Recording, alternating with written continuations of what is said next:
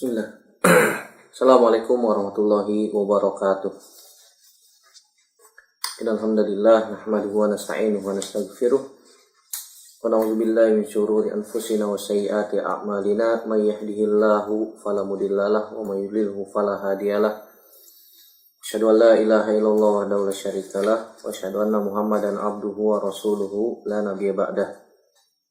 Ya ayyuhalladzina amanu taqullaha haqqa tuqatih wa la tamutunna illa wa antum muslimun. Amma ba'du. Fa inna asdaqal hadits kitabullah wa khairal hadi Muhammadin sallallahu alaihi wasallam. Syarrul umuri muhdatsatuha wa kullu muhdatsatin bid'ah wa kullu bid'atin dhalalah wa kullu dhalalatin finnar. Ayo ikhwah, hazinallahu wa iyyakum ajmain. Alhamdulillah, kita bersyukur kepada Allah Subhanahu wa taala pada kesempatan kali ini kembali dipertemukan oleh Allah Subhanahu wa taala dalam media ini untuk melanjutkan pelajaran kita dari kitab Ad-Durus Al-Yaumiyah. Kita masuk pelajaran yang ke-78. Adabus safar wa sunanuhu. Adab-adab safar dan sunnah-sunnah safar. Adab-adab safar dan sunnah-sunnah safar. Adab-adab dan sunnah-sunnah safar. Ketahuilah saudaraku rahimani wa iyyakum ajmain, safar memiliki adab dan sunnah-sunnah yang dicontohkan oleh Nabi Shallallahu Alaihi Wasallam. Dan kita sebagai kaum muslimin, sebagai umatnya Nabi Muhammad Shallallahu Alaihi Wasallam, dianjurkan untuk senantiasa menjaga sunnah-sunnah Nabi SAW dalam setiap kehidupan kita, baik itu ketika makan, ketika minum, ketika memakai pakaian, dari bangun tidur sampai tidur kembali. Di antara yang sering Nabi SAW lakukan adalah safar untuk berperang di jalan Allah Subhanahu Wa Taala ataupun untuk keperluan yang lain. Begitu juga kita sebagai manusia tidak lepas dari yang namanya apa? Safar, bepergian jauh. Dan kita sudah bahas tentang batasan-batasan safar, batasan-batasan untuk bepergian jauh. Nah, ketika kita melakukan safar, ada beberapa hal yang harus diperhatikan, adab-adab dan sunah-sunah dalam bepergian atau melakukan safar. Yang pertama, yaitu dianjurkan untuk pergi safar pada hari Kamis. Dianjurkan untuk safar pada hari Kamis, sebagaimana hadis Ka'ab bin Malik radhiyallahu ta'ala anhu yang dikeluarkan oleh Imam Bukhari, bahwasanya Nabi Shallallahu Alaihi Wasallam kharaja fi ghazwati Tabuk yaumal Khamis wa kana yuhibbu an yakhruja yaumal Khamis. Kata Ka'ab bin Malik radhiyallahu ta'ala anhu, bahwasanya Nabi SAW keluar pergi berangkat safar ketika perang Tabuk itu pada hari Kamis, dan Nabi SAW suka untuk bepergian jauh, berangkatnya mulai perginya pada hari apa? Pada hari Kamis. Dan tentu saja ini tidak wajib hukumnya, artinya mustahab saja. Dan Nabi SAW seringnya melakukan safar itu pada hari Kamis. Ustaz, kalau kita safar pada hari Sabtu boleh tidak? Jawabannya boleh saja. Boleh saja. Tapi Nabi Shallallahu Alaihi Wasallam sering melakukan safar itu di hari Kamis. Ini yang pertama. Yang kedua, dianjurkan bahkan mungkin diwajibkan ketika kita safar tidak boleh sendirian. Ketika kita safar, tidak boleh sendirian. Kalau bisa ada temannya. Ada teman ketika safar. Bepergian bersama teman yang soleh. Ya minimal 2 orang. Artinya ketika kita mengendarai suatu kendaraan, minimal ada 3 orang. Ada 3 orang. Kenapa? Karena ketika kita bepergian sendirian, ketika kita lupa atau namanya safar, potensi untuk melakukan maksiatnya besar. Apalagi jauh dari keluarga, jauh dari istri, jauh dari anak-anak, potensi melakukan maksiatnya sangat besar. Nah, ketika kita safar, kemudian mungkin kita lalai ataupun lupa, ada yang mengingatkan. Oleh karena itu dianjurkan safar bersama teman yang soleh, agar saling mengingatkan ketika satu dengan yang lainnya lupa ataupun lalai. Ustadz, kalau berdua bagaimana? Berdua juga tidak dianjurkan. Nabi SAW mengatakan dari sahabat Abdullah bin Umar radhiyallahu taala anhuma, beliau mengatakan, Nabi SAW bersabda, "Lau annan nasa ya'lamuna minal wahdati ma a'lamu ma sara raqibun bilailin wahdahu." Akhrajahul Bukhari. Dari Abdullah bin Umar radhiyallahu taala anhuma, bahwasanya Nabi SAW mengatakan, kalau seandainya manusia mengetahui apa yang aku ketahui dari bepergian sendirian, maka niscaya mereka tidak akan bepergian sendirian di malam hari. Kenapa demikian? Tadi potensi untuk melakukan maksiat besar. Begitu juga setan senantiasa menggoda manusia kapanpun, dimanapun, tidak henti-hentinya. Bahkan ketika mengendarai kendaraan, biasanya ada setan yang senantiasa menggoda, memberikan fata morgana di perjalanan. Seakan-akan di depan ada jalan lurus, tapi ternyata itu adalah jurang. Jurang. Makanya ketika kita safar juga dianjurkan untuk senantiasa berzikir kepada Allah Subhanahu wa taala. Karena di dalam safar itu ada setan yang senantiasa menggoda, memberikan fata morgana di depan. Seakan-akan itu depan jalanan, tapi ternyata jurang. Sehingga banyak yang terjatuh ke dalam jurang tersebut. Dianjurkan untuk berzikir kepada Allah Subhanahu wa taala. Nanti kita akan sebutkan zikir-zikir sebelum safar. Agar tidak diganggu oleh setan tersebut. Kemudian Nabi SAW juga mengatakan dalam hadis yang lain, hadis Abdullah bin Amr radhiyallahu taala anhuma, dia berkata, Nabi SAW mengatakan, "Ar-raqibu syaitonun." Pengendara satu orang adalah setan. Artinya ketika safar sendirian, mengendarai sebuah kendaraan sendirian, itu adalah setan. Ar-raqibani syaitonani.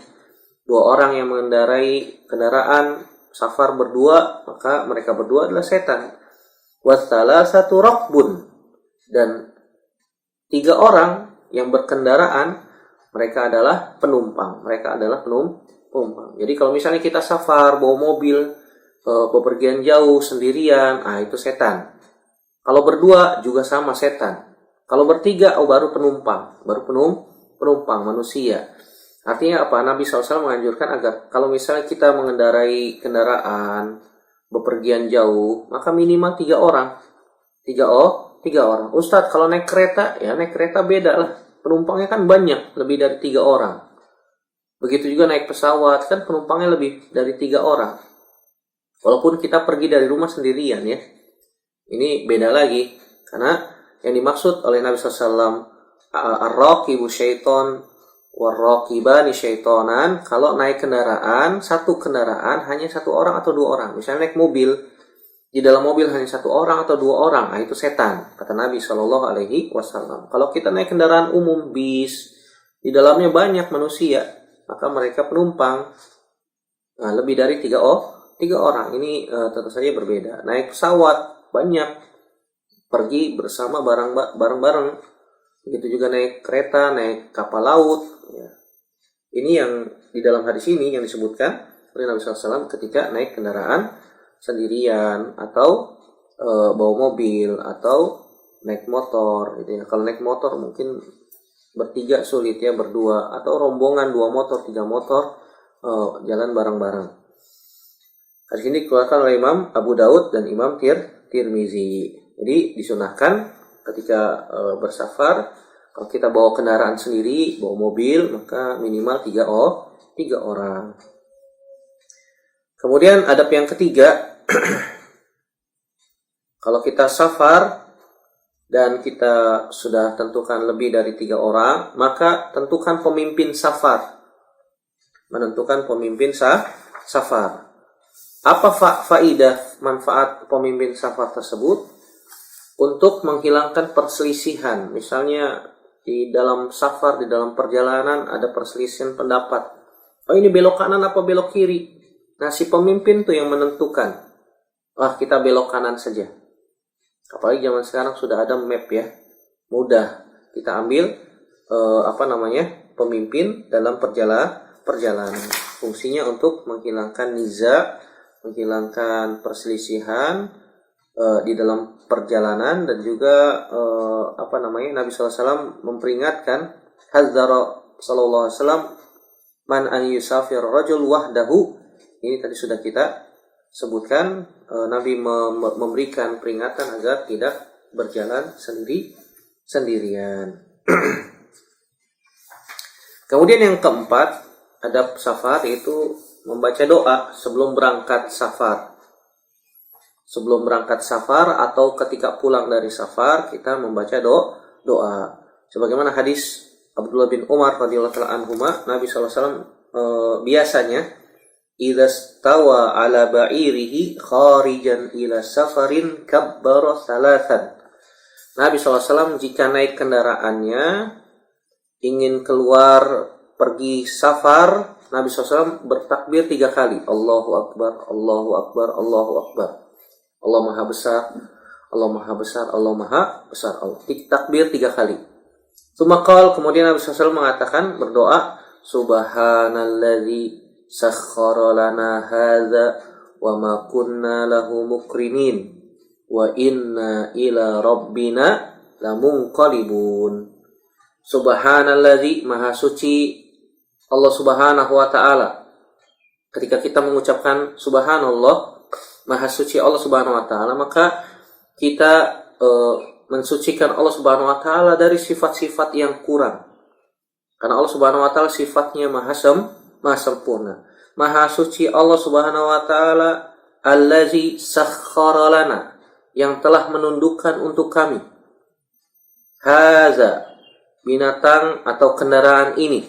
Jadi zaman dahulu kendaraannya berupa apa? Binatang zaman dahulu ada yang mudah dikendalikan, ada yang sulit dikendalikan. Kuda misalnya, kuda liar awalnya tidak bisa dikendalikan, kemudian bisa dikendalikan dengan izin dari Allah Subhanahu wa Ta'ala. Makanya kita berdoa, Subhanallazi sakhkhara lana hadza. Maha Suci Engkau yang telah menundukkan kendaraan ini untuk kami. Begitu juga naik motor, naik mobil. Mungkin kita namanya manusia kadang lalai.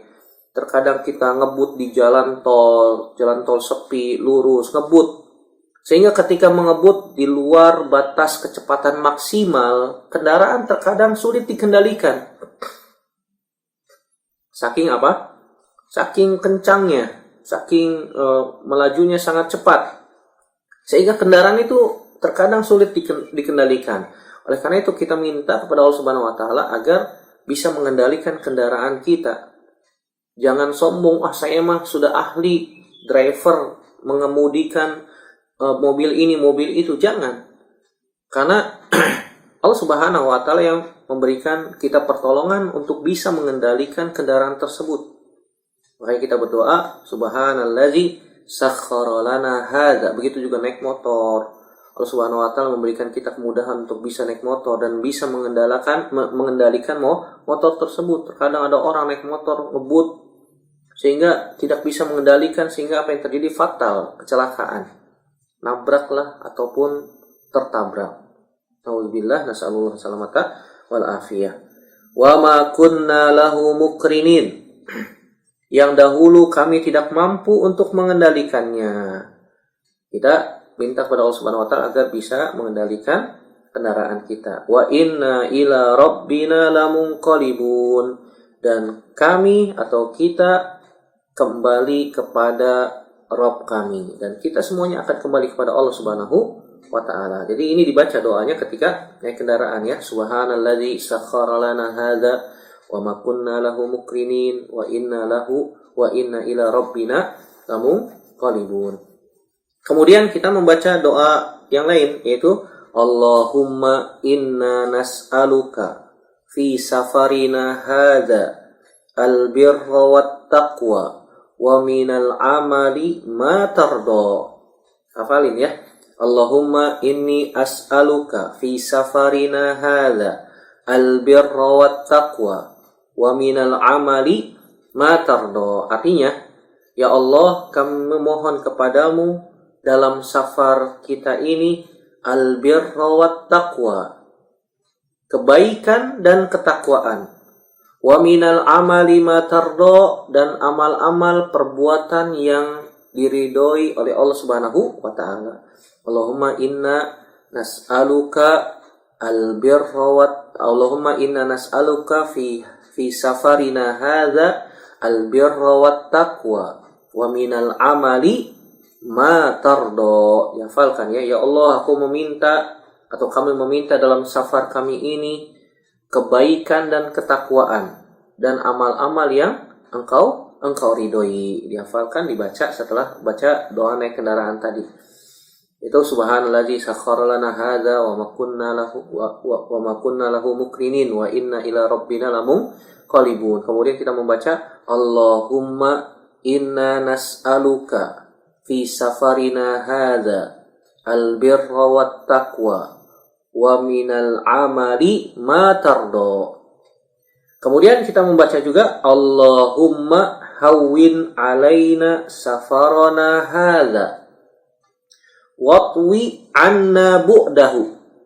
Allahumma hawwin, ya Allah mudahkanlah. Allahumma hawwin alaina safarana hadza, ya Allah mudahkanlah safar kami ini. Kita minta kepada Allah Subhanahu wa taala agar dimudahkan di dalam safar. Karena safar itu merupakan qit'atun minal azab. Karena safar merupakan bagian dari azab. Orang yang safar itu lelah, capek, perjalanan jauh panjang, melelahkan. Melelahkan. Makanya kita minta agar dimudahkan. Allahumma hawwin alaina safarana hadza watwi anna bu'dahu. Dan dekatkan jaraknya ya Allah, dan dekatkan jaraknya ya Allah. Makanya ketika kita safar panjang, kita merasa lelah, capek, luar biasa, perjalanan jauh, kok nggak sampai-sampai, kan begitu. Kita minta kepada Allah Subhanahu wa taala agar jaraknya diperdekat. Jaraknya didekatkan oleh Allah Subhanahu wa taala, dan ini yang mampu hanya Allah Subhanahu wa taala. Jadi kita minta ya Allahumma hawwin alaina safarana hadza watwi anna bu'dahu.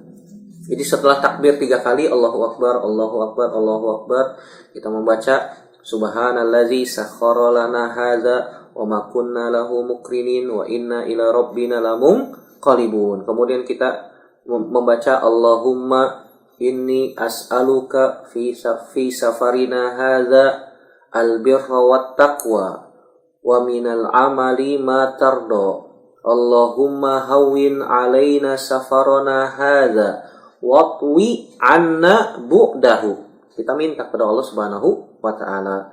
Kemudian juga kita berdoa Allahumma antas sahibu fis safar wal khalifatu fil ahl.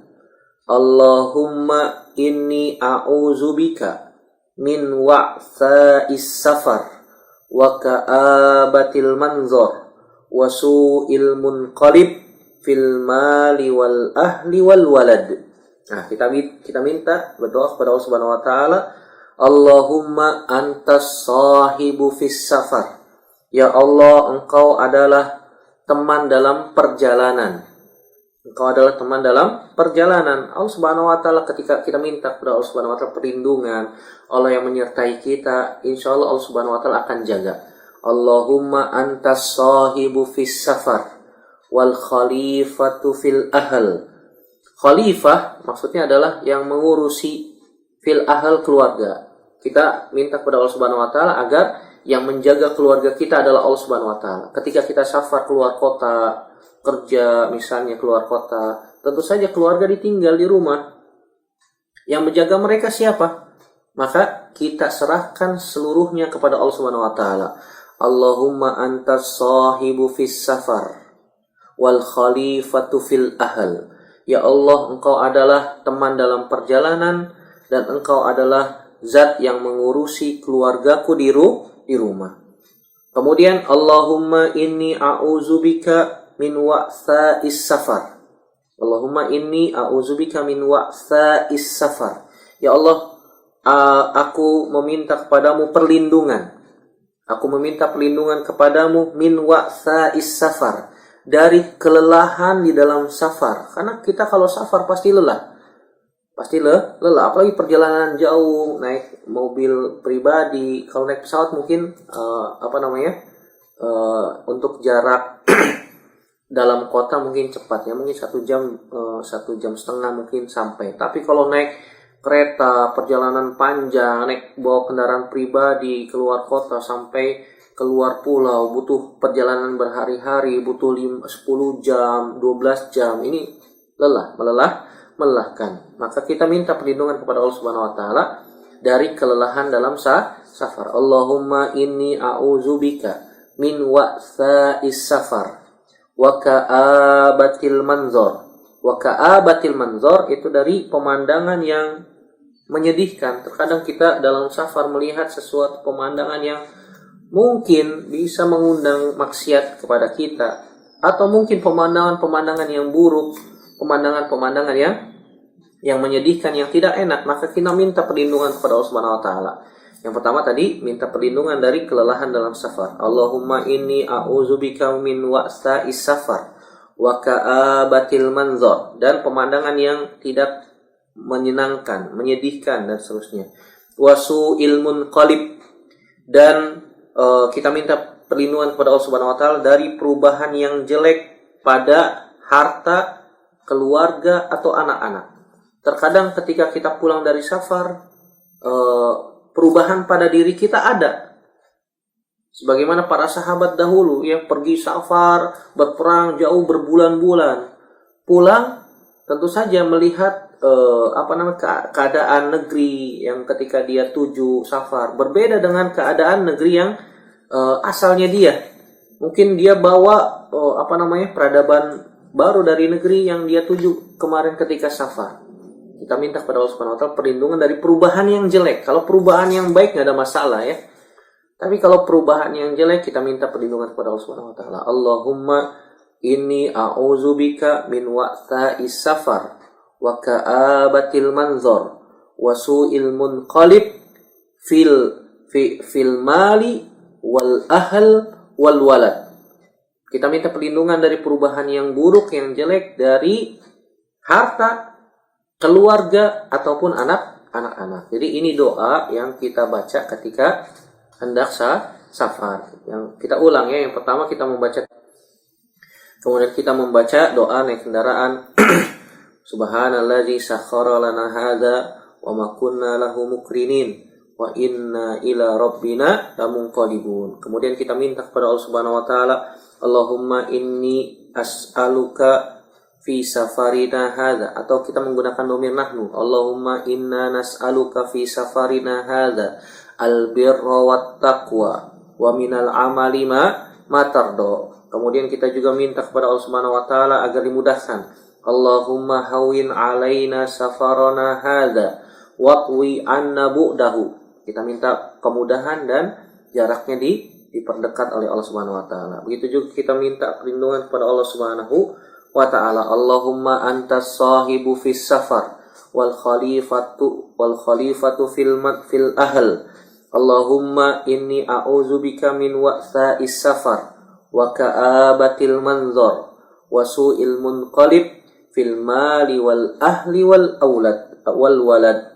Boleh aulad, boleh walad. Nah, di sini kita baca ketika kita mau berangkat safar. Adapun ketika kita pulang dari safar, kita juga menambahkan baca doa aibunat taibun abiduna li rabbina hamidun. Aibun artinya ya Allah kami kembali, taibun dalam keadaan bertaubat kepadamu, abiduna li rabbina hamidun dalam keadaan kita tetap beribadah dan tetap memuji kepada Rabb kami, yaitu Allah Subhanahu wa ta'ala. Aibuna, taibuna, abiduna li rabbina hamiduna. Ini kita baca tambahan doa ini ketika pulang dari safar. Nah, jangan lupa dibaca dan dihafalkan doa ini ya. Kemudian adab yang kelima, ketika safar bertakbir ketika melalui jalan yang menanjak dan bertasbih ketika melalui jalan yang menurun. Kalau jalanan menanjak kita bertakbir, kalau jalanan menurun kita mengucapkan tasbih. Kenapa disunahkan ketika melalui jalanan yang menanjak mengucapkan takbir Allahu Akbar? Karena kendaraan kita nggak tahu ya, kendaraan kita mampu atau tidak melalui tanjakan tersebut. Hanya Allah Subhanahu wa taala yang bisa memberikan kekuatan. Oleh karena itu kita mengucapkan takbir Allahu Akbar, Allahu Akbar. Dengan kalimat itu kita memohon kepada Allah Subhanahu wa taala, Allah berikan kekuatan pada kendaraan kita untuk bisa menanjak melalui jalan yang menanjak tersebut.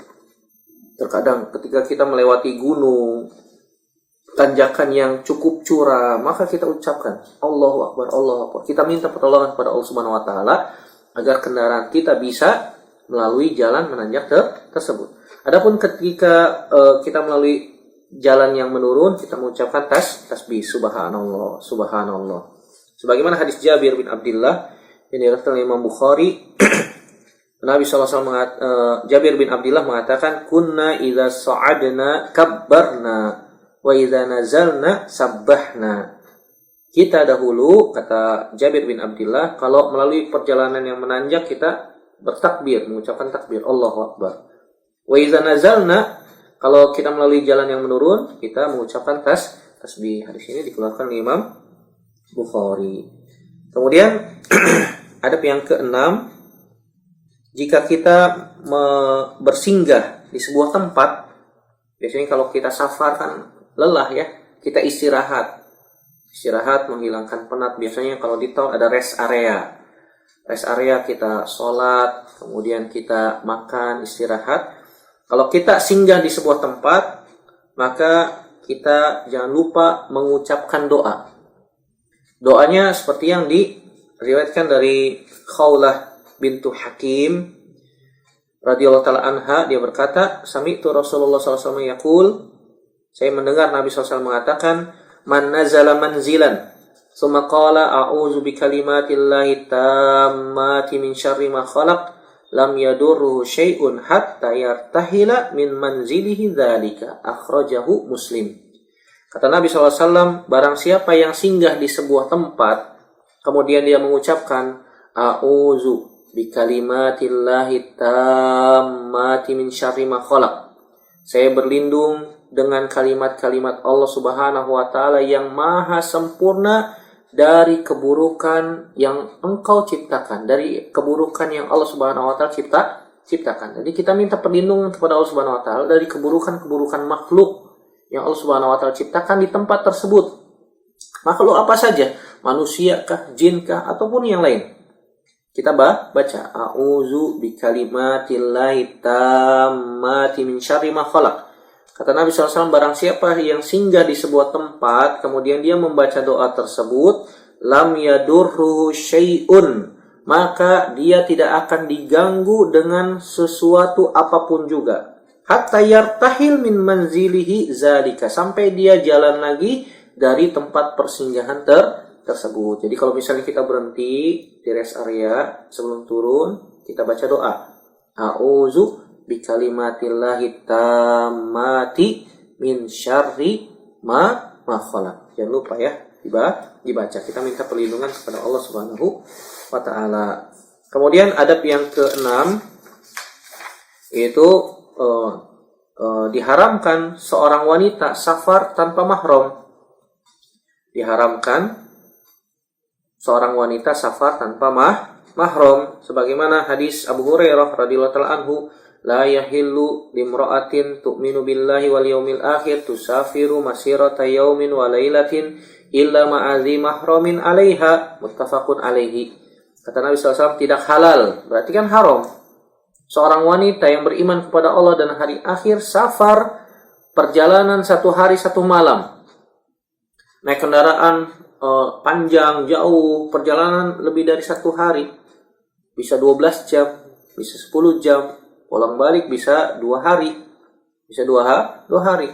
Maka kata Nabi SAW, tidak halal, artinya haram, kecuali dia pergi bersama mahramnya. Dan kita juga harus mengetahui siapa mahram seorang wanita, apakah suaminya kah, ataukah anak laki-lakinya yang sudah balik kah, apakah saudara laki-lakinya, saudara kandungnya, atau bapaknya, atau pamannya, atau mahramnya yang lain, yang lain. Kalau teman wanitanya bukan mahram, maka tidak boleh dia safar bersama teman wanitanya. Teman wanitanya juga butuh mahram, mahram. Maka ketika seorang wanita safar tanpa mahram, perjalanan jauh, maka dia membawa dosa besar. Nabi SAW mengatakan dalam hadis yang lain, dari hadis Abdullah bin Abbas radhiyallahu ta'ala anhuma, annahu sami'a an-nabiy sallallahu alaihi wasallam yaqul, la yakhluwanna rajulun bimra'atin illa wa ma'adzu mahramin, wa la tusafirul mar'atu illa ma'adzi mahramin.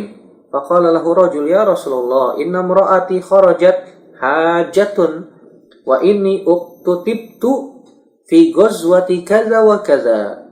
Qala intaliq fahujja ma'a imra'atik, muttafaqun alaihi. Dari Abdullah bin Abbas radhiyallahu ta'ala anhuma, bahwasanya beliau mendengar Nabi SAW mengatakan, bersabda, tidak boleh seorang laki-laki berduaan dengan seorang wanita kecuali bersama mahramnya.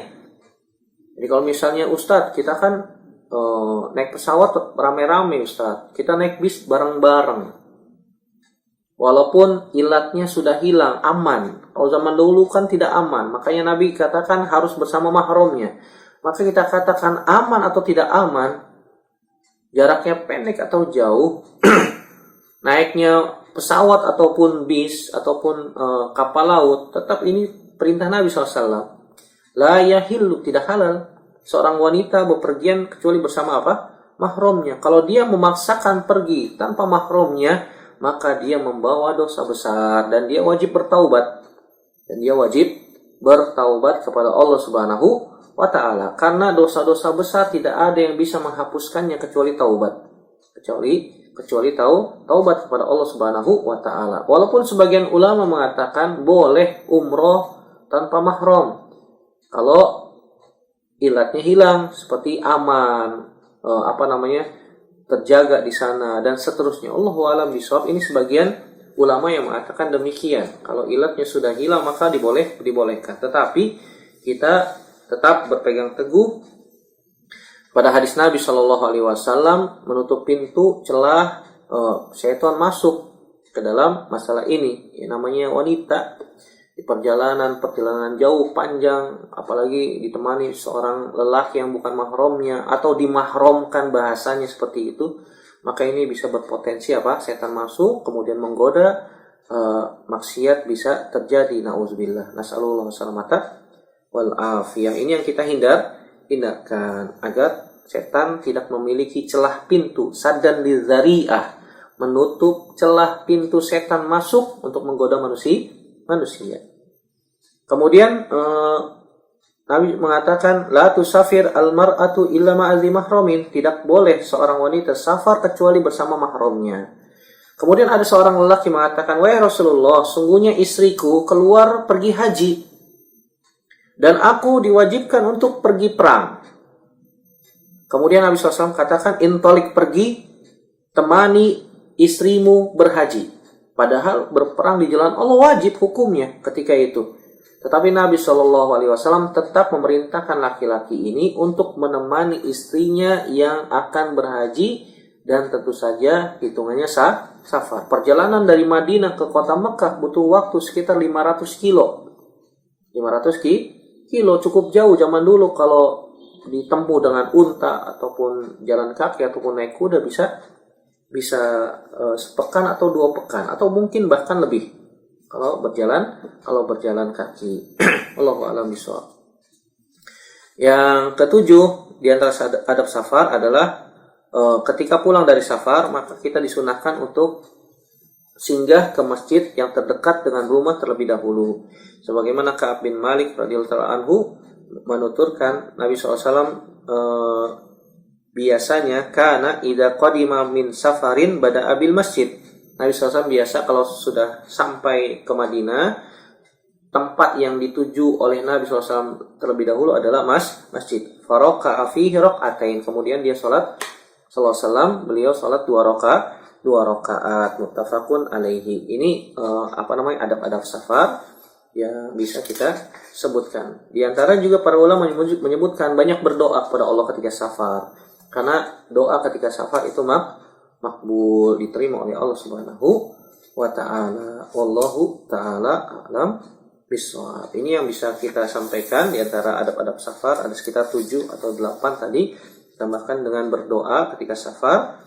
Karena berdoa ketika safar ini makbul, diijabah oleh Allah Subhanahu wa taala, dan hendaknya kita banyak berdoa ketika safar. Hadisnya masyhur ketika seorang yang safar, yutilus safar, asa akbar, yamuddu yadayhi ila sama faqala ya rab wa ma'kuluhu haram wa mashrabuhu haram wa ghuziya bil haram fa ana yustajabu lidzalik.